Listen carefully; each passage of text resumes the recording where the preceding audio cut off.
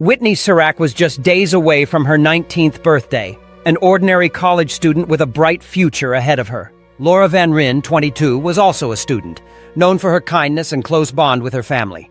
The two young women didn't know each other well, but their lives would become tragically intertwined in a way no one could have ever imagined. In April 2006, a group of students and staff from Taylor University in Indiana was traveling in a university van when the unthinkable happened.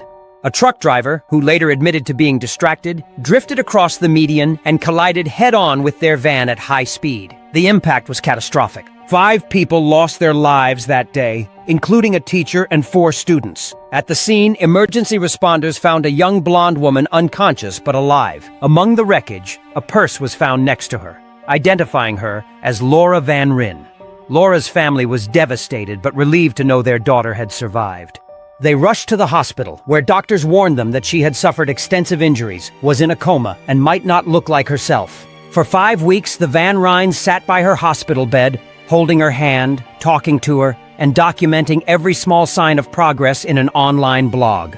They believed she was slowly waking up, defying the odds. Friends and family poured in their love and prayers, convinced that Laura was fighting her way back. Meanwhile, Whitney Sak's family was grieving. They had been told Whitney had died at the scene of the crash. The grief was unbearable, but they accepted it, planning her funeral and laying her to rest. The Van Ryns even described Whitney's beautiful funeral to Laura, who was still in a coma, hoping it would stir her to wake up. And as weeks passed amazingly, Laura would do just that. But something was off. She seemed confused, struggling to respond to familiar names or questions. Then, one day, she was given a piece of paper and asked to write her name. With a shaky hand, she wrote 5 letters. Whitney.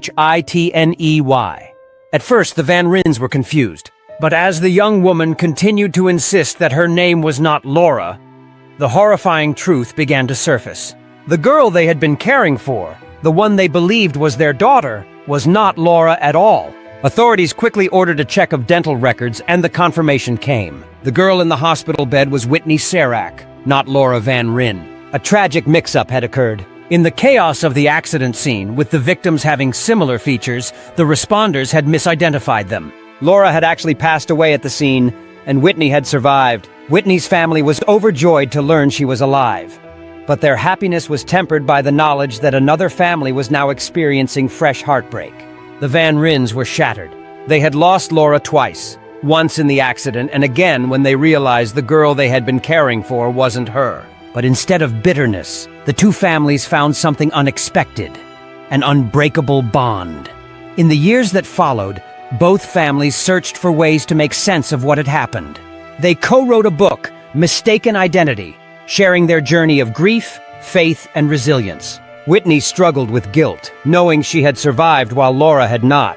But the Van Ryns reassured her time and time again she was meant to be here. Today, Whitney has built a life beyond the accident, but she carries the weight of that day with her.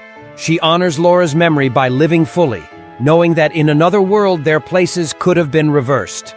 As for the Van Ryns, they still grieve Laura, but they also gained something unexpected. Another daughter in Whitney. She may not be Laura, but through tragedy they found a connection that will never be broken.